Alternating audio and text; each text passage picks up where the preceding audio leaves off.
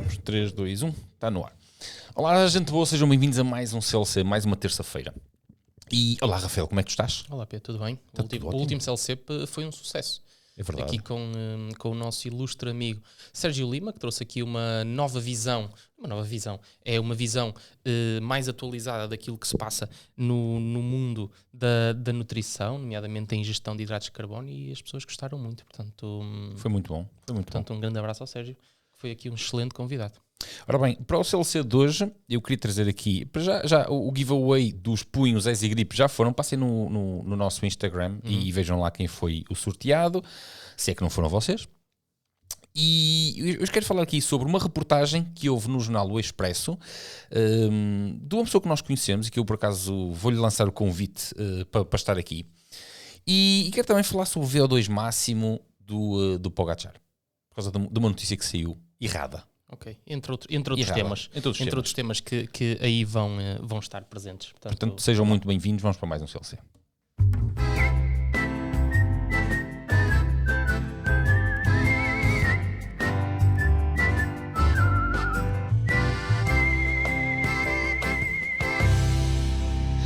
Ora, estamos de volta. Como é que estão as nossas meninas?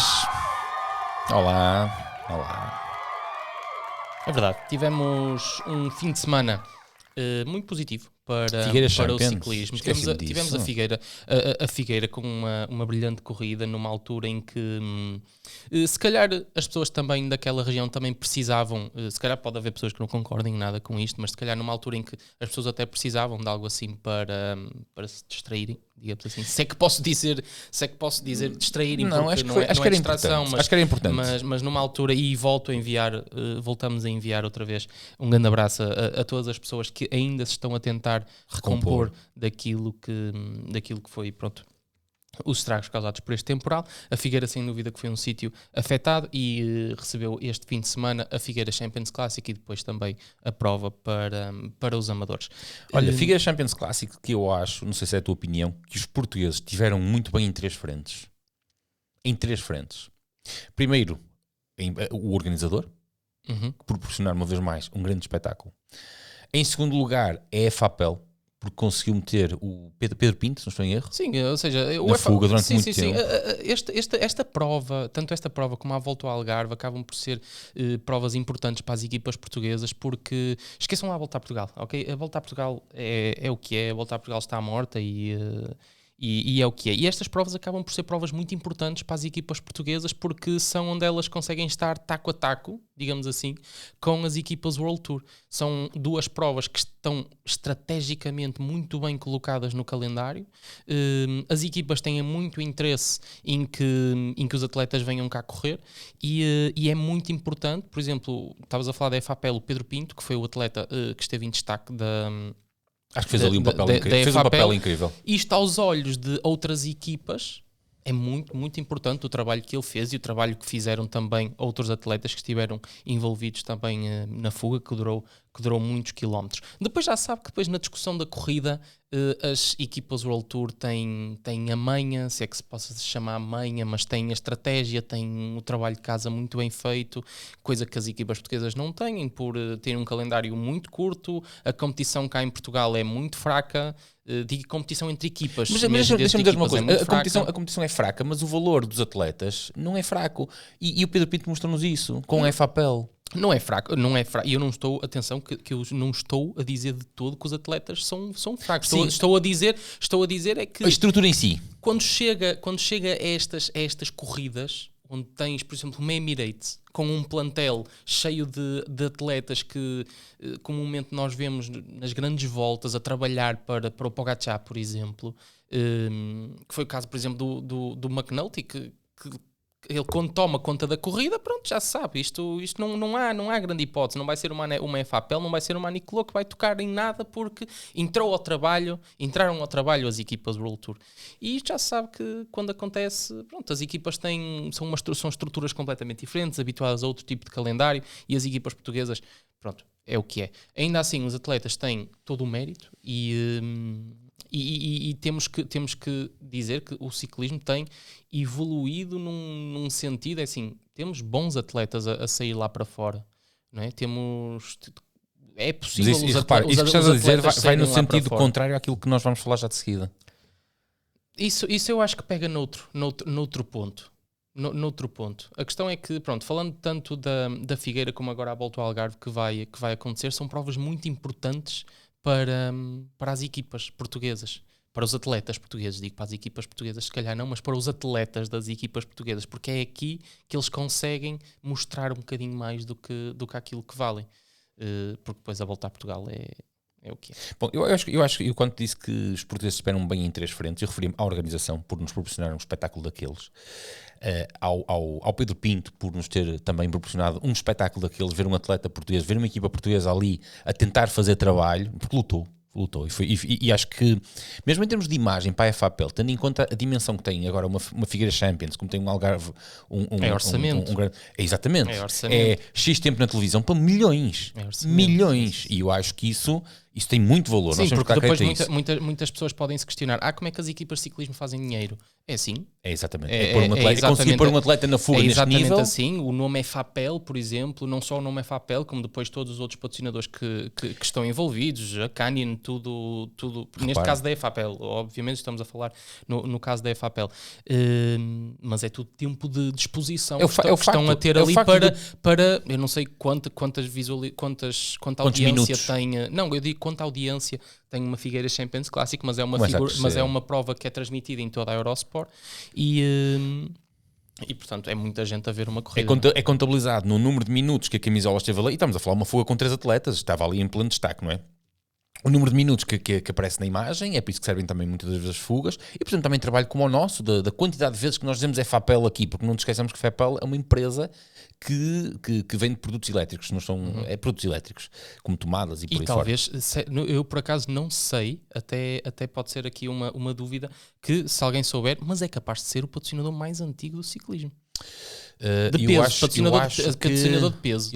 Eu acho que a LA Alumínios tem mais anos. Não quero dizer asneiras, mas pessoal que nos vê desse lado, ou até mesmo das próprias equipas que nos vêm a ouvir, que nos digam qual é o patrocinador mais antigo a dar sustento a uma equipa. Assim como patrocinador principal. Ou como patrocinador.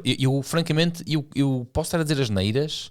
A LA teve 2 ou 3 anos fora do ciclismo, mas depois voltou eu acho que é a LA Alumínios. Se alguém souber que nos diga, que nos ajude nisso. Que nos diga, que nos explique um bocadinho dessa história. Não fomos fazer uma pesquisa, isto está sobre isto, estamos aqui a dizer, mas acho que, e depois a Figueira Champions, o terceiro português que deu brilharete pela segunda vez, que é António Morgado. António Morgado, que é o nosso Vanderpool. Eu gosto desde pela combatividade, de estilo em cima da bicicleta, maneira de correr, tipo de percursos que lhe assentam. É o nosso Vanderpool. E ele tem uma coisa muito boa a favor dele, que é a idade. Ele ainda é muito novo, ainda tem Pensei que ias dizer o bigode. Ele já não está, ele agora já tem uma barba um bocadinho mais composta. Sim.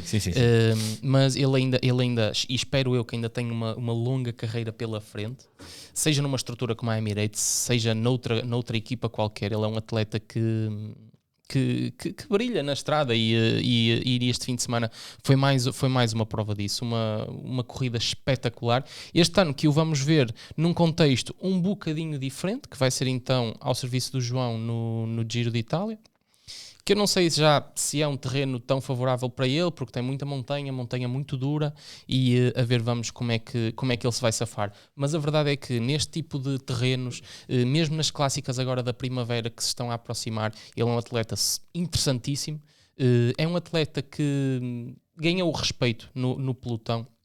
Acho que toda a gente o respeita e pelo segundo ano consecutivo ganha em casa. Acho que é o currículo dele, é a maneira dele estar que faz com... Acho que é o currículo, acima de tudo, é a maneira de estar que faz com que os atletas sejam ou não respeitados.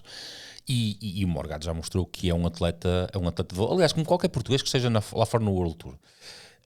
Mostram que têm o seu espaço, que não estão ali por favor, mostram que têm o seu espaço, e acho que nós... Para o tamanho do país, para o número de praticantes, francamente, eu acho que nós estamos muito bem representados. Mas podíamos estar mais. E precisamente nesse sentido, viste grande passagem que eu fiz, não foi? Grande passagem. Eu vou ler aqui o título de uma notícia que saiu na Tribuna Expresso. E o título é o seguinte: o ciclismo português virou um cemitério. Daqui a 10 anos não há gente que queira ser ciclista, nem há ciclistas. Ora bem, isto tem aqui a mão, basicamente, saiu por causa de uma entrevista dada pelo Hélder Gonçalves, se não estou em erro. Hélder Gonçalves, que tu talvez não, mas eu segui desde muito perto, eu conheço o Hélder desde... Ora, chega-me essa fotografia que temos aí. Tu conheces o Hélder ao mesmo tempo que eu? Porque... Sim, mas o que eu te quero dizer, pá, eu já era adulto e segui o Hélder. O Hélder, tal como... Eu guardo uma fotografia aqui no nosso gabinete. O Hélder, tal como... Rafael, quem é que está aqui nesta fotografia? Ora bem, aqui está o Hélder, está o Zé Dias e está o Tiago Ferreira. Aí estamos. E quem são os outros postais? Nós os dois. Esta fotografia tem uns bons 10 anos. O Hélder começa onde quase todos os ciclistas começam, que é no BTT. Okay? Quase todos os ciclistas começam a sua carreira, digamos assim, no BTT. O próprio João Almeida começa no BTT. Eu aqui há tempos recuei na memória porque bateu-me para ir rever uma prova que foi o Campeonato Nacional que houve em Tougues em 2012, na vez que o Mário Costa é campeão nacional. E recuei, e quando estava a ver, porque havia um canal de YouTube que era excepcional na divulgação dos eventos, na reportagem, que era a Roda na Frente. Não sei se te lembras da Roda na Frente. Eu dizia Roda no Ar. Sim, por brincadeira, mas o canal era Roda na Frente, e eles verdade. faziam umas reportagens mesmo muito porreiras. Depois, entretanto, deixaram de fazer, eu calculo o porquê, mas de facto eles faziam uma divulgação do BTT muito boa a nível nacional. Havia sempre no final de cada Taça Portugal, havia sempre a reportagem deles, e aquilo era porreiro. E isto só para dizer, quando eu estava a ver essa prova, depois aparecem as classificações, e em cadetes quem faz terceiro lugar é um indivíduo chamado João Almeida. E eu estava com a ideia que ele tinha sido vice-campeão. Ou segundo ou terceiro. Eu Não, acho que foi terceiro. A ideia que eu tenho é que ele foi vice-campeão nacional. E depois era mesmo o João Almeida. Eu estive presente como comissário de pista nessa prova, estava no Rock Garden, e a ideia que eu tenho é que ele vai vice-campeão nacional. Isto para dizer, o Hélder começa no BTT, numa estrutura que na altura era incrível, que era a Seiça. Era a estrutura do BTT. A Seiça era incontornável. Sim. Era a estrutura do BTT.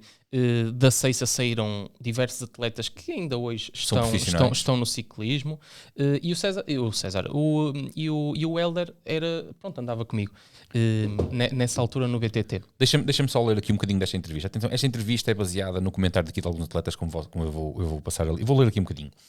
O pelotão português transformou-se num cemitério de jovens carreiras, com Hélder Gonçalves e José Sousa ou António Ferreira a serem os mais recentes ciclistas a desistirem do seu sonho por falta de condições ou desmotivação. A tendência não é nova, mas tornou-se particularmente visível no final da temporada passada, quando Gonçalves, de 25 anos, Sousa, de 26, partilharam com poucos dias de diferença publicações em que anunciavam o fim da carreira, desiludidos com o rumo do ciclismo português. Eu vou deixar o link nos comentários aqui do vídeo para vocês poderem ver a entrevista com mais. E eu gostava desde já, eu gostava de convidar aqui o Hélder para um podcast aqui connosco. Hélder, fica aqui o convite para nós falarmos do tempo desta fotografia em que eras vamos chamar um jovem cheio de sonhos, até ao momento em que terminas a carreira.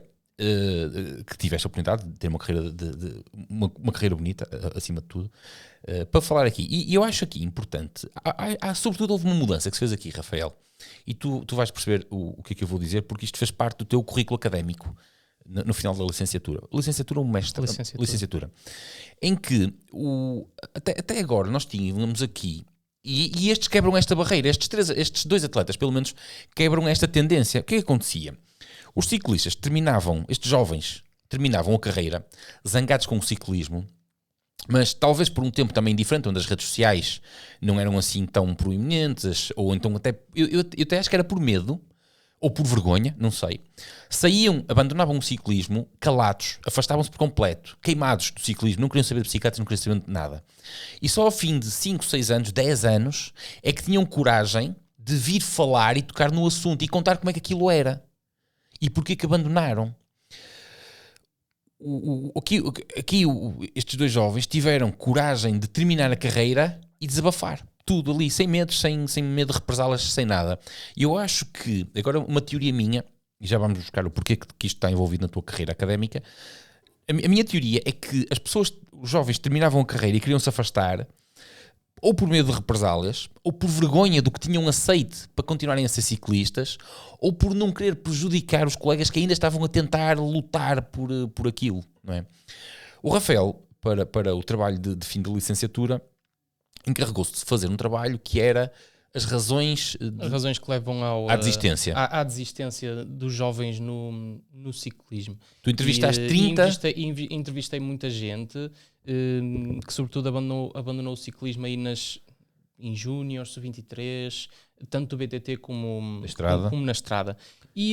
Deixa-me só fazer aqui, porque é importante mencionar isto. Estamos a falar, a maior parte dos jovens que tu entrevistaste, e também foi por isso que nós fomos ter com eles, foram campeões nacionais ou eram atletas de proa. Okay? E, portanto, sim, estamos a falar de atletas com camisolas de campeão nacional, com resultados, com malta que se aguentava lá na frente, e portanto não estamos a falar malta de meio da tabela, que nem final da tabela. Mas, e as razões variavam muito entre descontentamento com a própria federação, da forma como eram tratados, isto se calhar mais até na parte do BTT, esta parte mais ligados à federação. Depois mais na estrada surgiu muito a questão de falta de condições de uma continuidade de carreira, ou seja, de fazer carreira realmente. Dinheiro, estamos a falar de dinheiro. Exatamente, dinheiro, desde equipas que ficavam a dever meses e meses e meses de contrato e caramba, um ciclista é um trabalho como aos outros. Chega ao final da semana e teve 30, 35 horas de ciclismo, que é o trabalho dele. Põe-se em risco em cima de uma bicicleta, não é? Todos os trabalhos têm um risco associado, mas um trabalho como o ciclismo, que nós já sabemos que tem que lidar com tanta coisa, com o trânsito, põe-se em risco em cima de uma bicicleta e depois...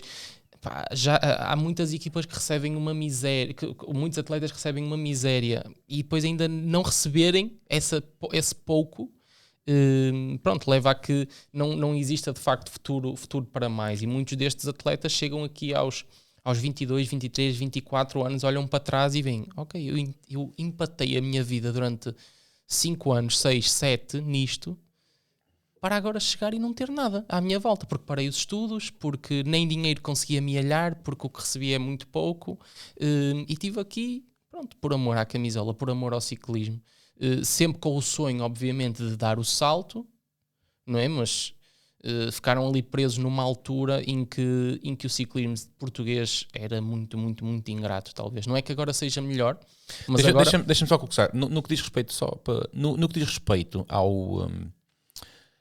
às razões de abandono daqueles que estavam ligados ao BTT, mais de 50% deles relataram abandono por causa da Federação Portuguesa de Ciclismo e por causa dos critérios ou não critérios para a seleção. Okay?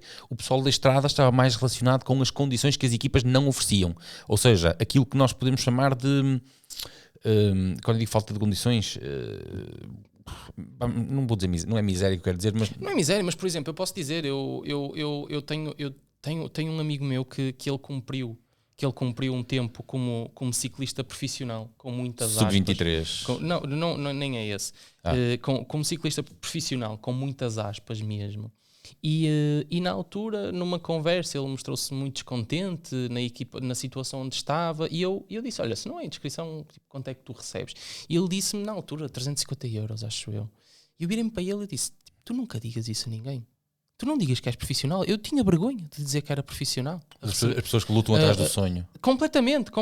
Mas eu tinha vergonha de dizer que era profissional, a receber isso, a trabalhar o que eles têm que trabalhar, não é? Para depois poderem alinhar se calhar para uma volta a Portugal, que é a prova com mais prestígio em Portugal, para todos tentarem chegar àquele nível, para tentarem se mostrar um bocadinho, para ver se no próximo ano conseguem dar o salto. E às vezes estes 350 euros não eram pagos. Sabes o que é? Eu vou tentar. Eu tenho alguns clientes, temos alguns clientes aqui na biomecânica que foram bons ciclistas profissionais nos anos 80, nos anos 90.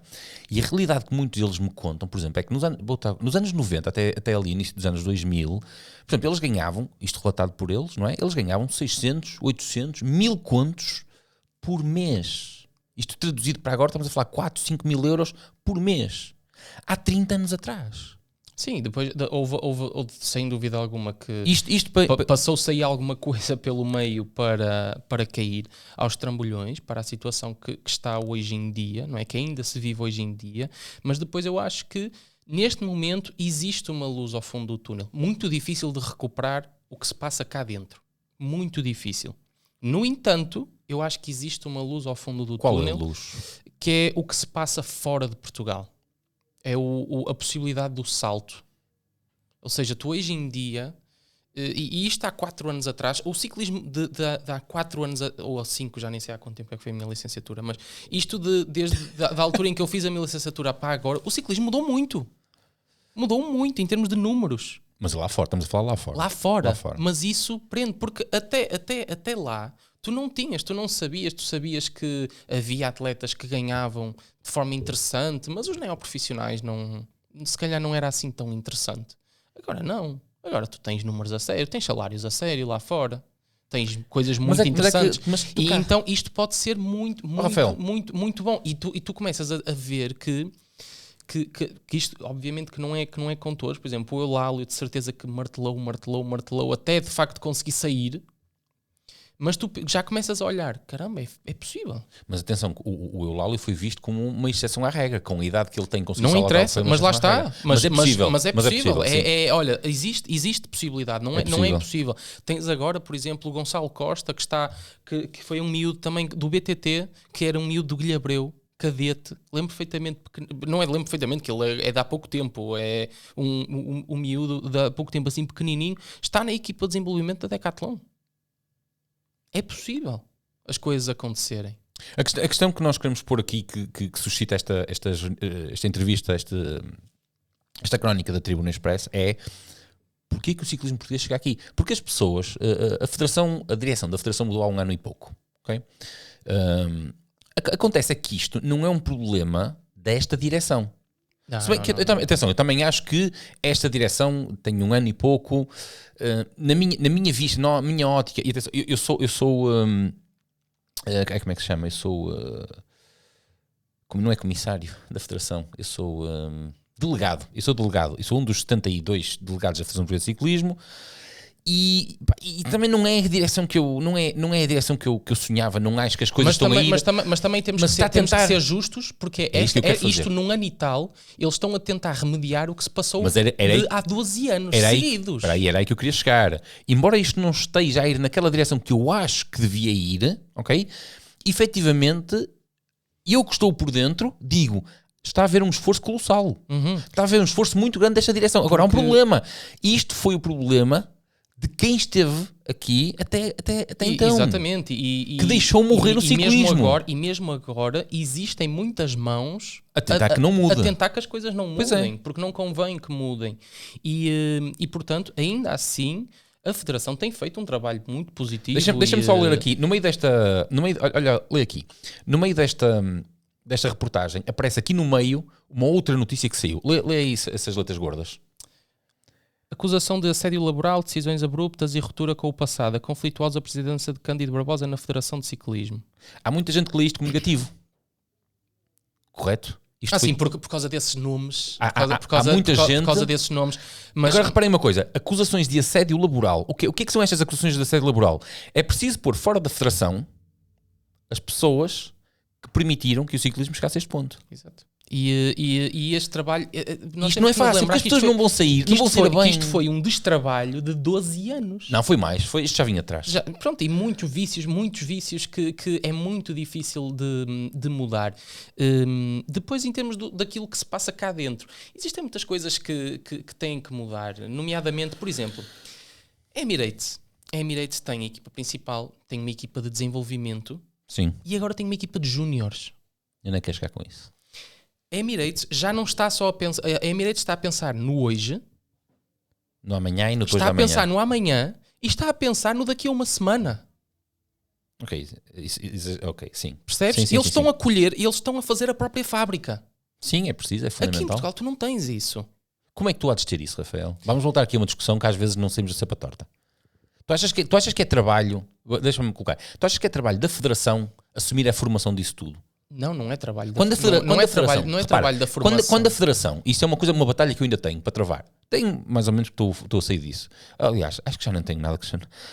Quando a federação tenta assumir a formação de toda a gente, como eu próprio me manifestei aqui contra as seleções de juvenis, está a tirar a responsabilidade e o trabalho de formação aos clubes. Certo. E então está a mandar embora pessoas, como eu, como tu, que já nos mandou para todos os efeitos, está a mandar pessoas que estão no terreno a trabalhar, está-nos a mandar embora. Diz-me só uma coisa, se souberes esse dado, então. Diz-me quantos treinadores nível 1, Sim, já não digo nível 2, sim. diz-me quantos treinadores nível 1 é que existem em Portugal abaixo dos 25 anos. Não sei, eu sei que a Federação, segundo os dados que eu vi numa formação que eu tive agora há Não estou a dizer número de treinadores, digo espera. abaixo dos 25 anos. Espera, deixa-me só dizer isto. Do Covid até cá, formou 500 treinadores nível 1. E agora eu gostava de pegar nesses e ver quantos é que desses são abaixo dos 25 anos. Não faço ideia. É importante formar pessoas, é importante que existam treinadores qualificados, mas é importante também que existam treinadores qualificados com ideias novas. O problema é que não há. O problema é que não há. Porque Mas- quando mas- tu tentas mas- mudar, mas- quando tu mas tentas não mudar há. quando tu tentas mudar alguma coisa, tens uma resistência muito grande e és empurrado para fora. Vai às equipas todas de ciclismo profissional.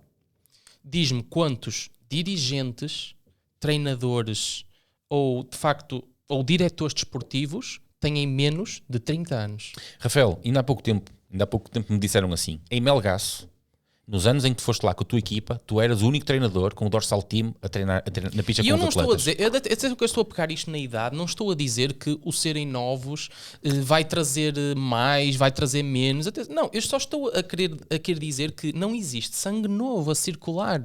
As ideias são sempre as mesmas, é sempre a batalhar no mesmo. Lê aqui na notícia.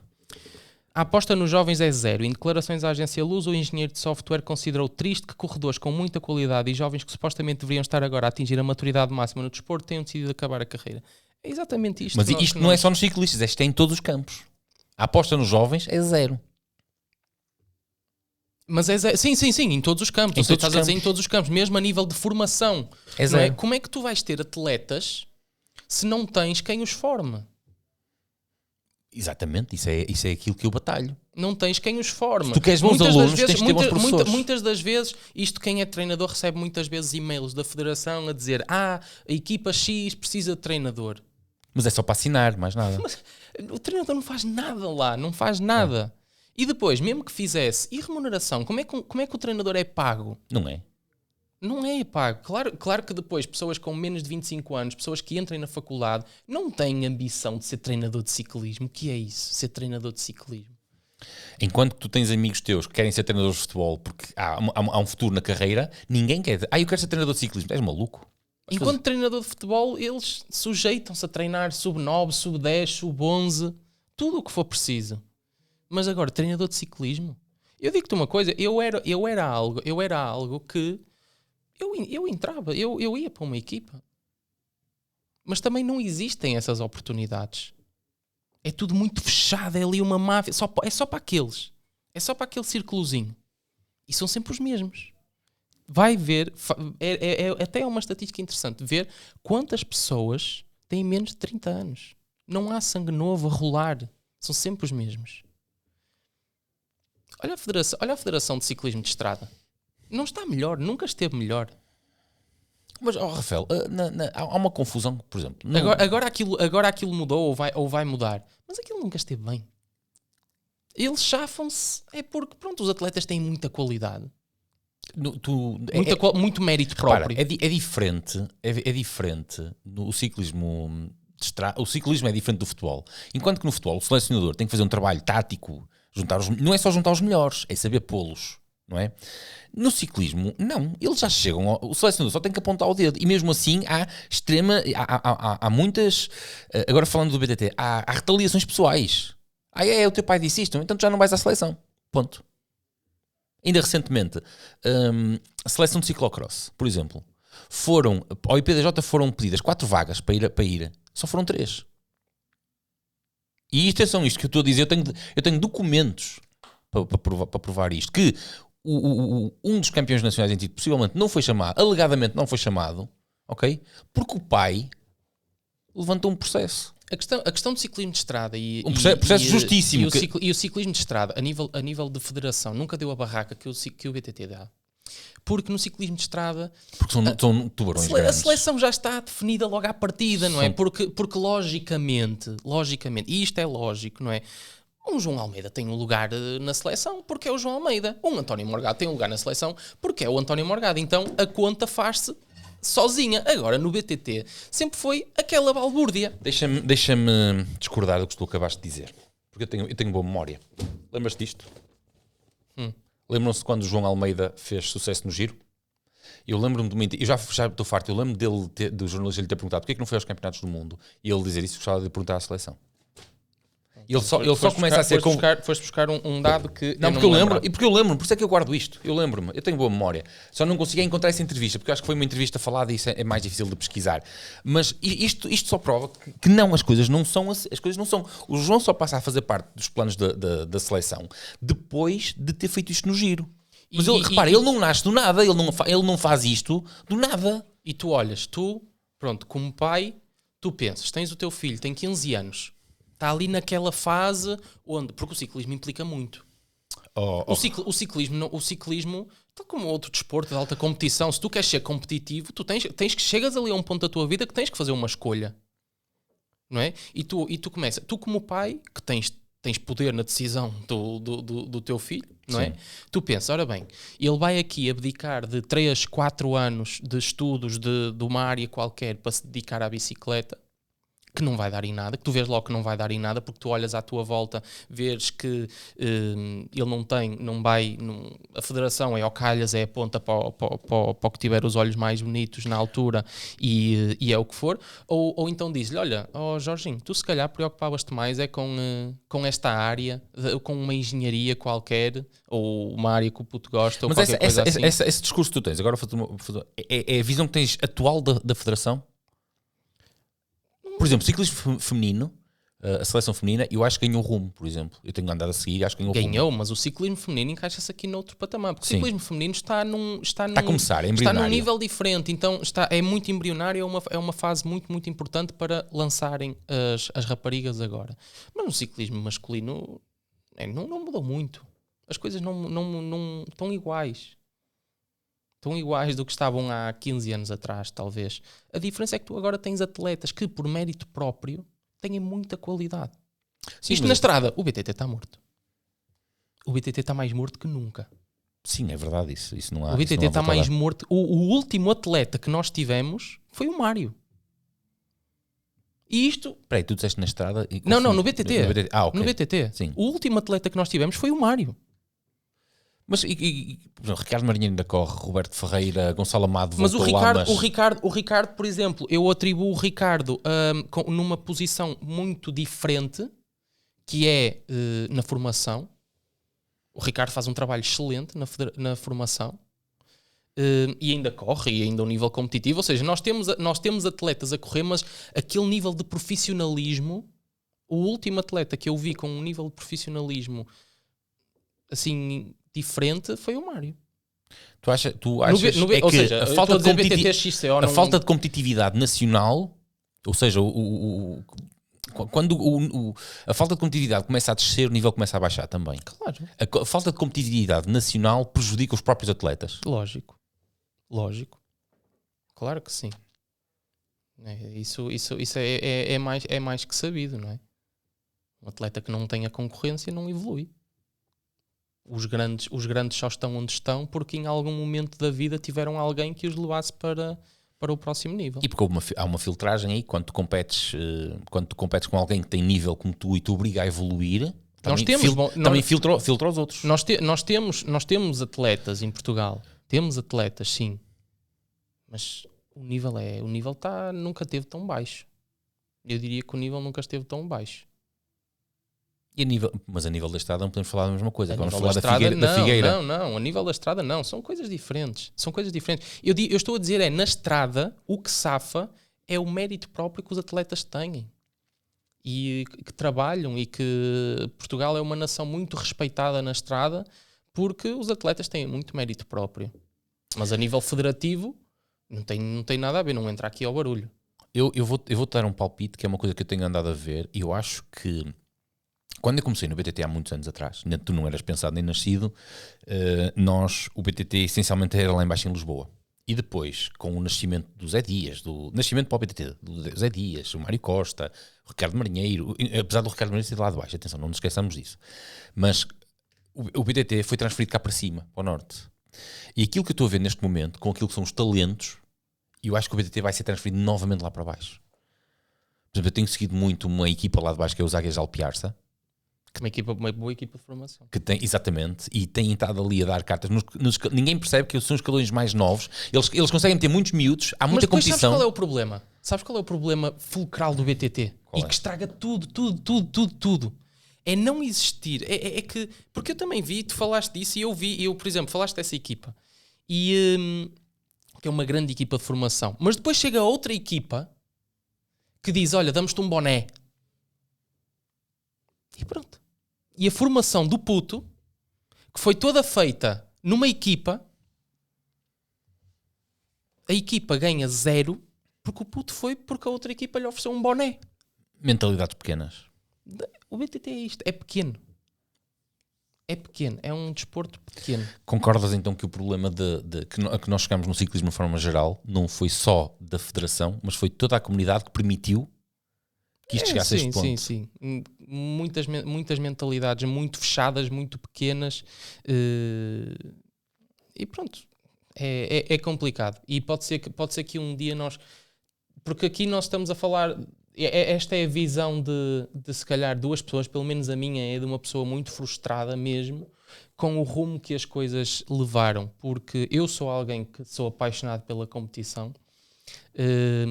Gostava muito de neste momento estarmos na competição, gostava muito, mas a verdade é que as coisas não nos permitem estar presentes na competição de forma saudável e termos um projeto de forma saudável, porque há muitas coisas fruto de uma mentalidade muito pequena, muito pequena, que não nos permitem continuar para a frente. Portanto, isto é uma visão que vocês estão a ouvir de uma pessoa que está frustrada com isto. Mas podia ser que um dia, por exemplo, o Helder, que há de ter uma visão, ou seja, se calhar uma visão semelhante, mas com outras palavras, de trazer aqui o ponto de vista dele mais virado para o ciclismo de estrada, que é um meio onde nós não conseguimos falar com tanta razão de causa. Deixo uma vez mais, aqui o convite ao Helder Gonçalves para vir aqui fazer um podcast, que na verdade esse podcast era para ter acontecido no início do CLC, ele foi um dos primeiros convidados que depois não se veio a concretizar. Fica o convite, Helder. Quando quiseres, tens o meu número, eu vou-te contactar. Rafael, nós não vamos entrar agora nisto, mas eu tenho aqui uma notícia que é pelo menos polémica, sobre uma coisa que saiu no Cycling Week, que dizia, estudos sugerem que Tadej Pogačar terá o VO2 máximo mais alto alguma vez medido entre um vencedor do Tour de France. Eu tenho dados para desmentir isto, mas isso vamos deixar para o próximo CLC. Por hoje nós estamos feitos. Gente boa, grande abraço, voltamos na próxima semana. Nós por hoje... Um abracinho, malta. Um abracinho.